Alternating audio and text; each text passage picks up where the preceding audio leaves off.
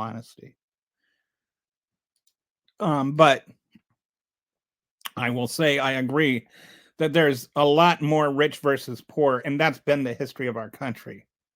If you go back to the founding of the country, it's always been. There's a book, if you ever get a chance to read it, called White Trash, and it's a history of how our country has a history, hundreds of years of history of using pigmented people to scare poor white people into empowering rich white people by saying, if those pigmented people are going to take this from you. And it was true before the slaves were freed. If you freed the slaves, they're going to take your jobs. And then it was free after slavery. Oh, well, they're going to take your jobs if we don't have sharecropping, or, you let them go. If you're in the North, the black people are going to come up and they're going to steal your manufacturing jobs. We did it during the Industrial Revolution. We did it during World War I. We did it during World War II. After World War II, when we had all these funds for people that had gone to college or to go to college, it wasn't black people that were getting that. When we had mortgages, it wasn't black people that were getting those. And when they bought houses, white people would leave and plummet the value of the homes.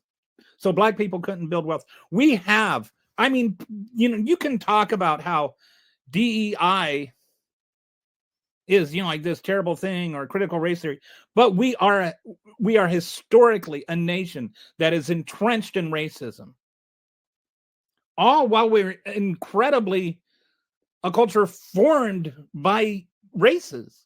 It's an irony that's almost impossible to understand, but it's there.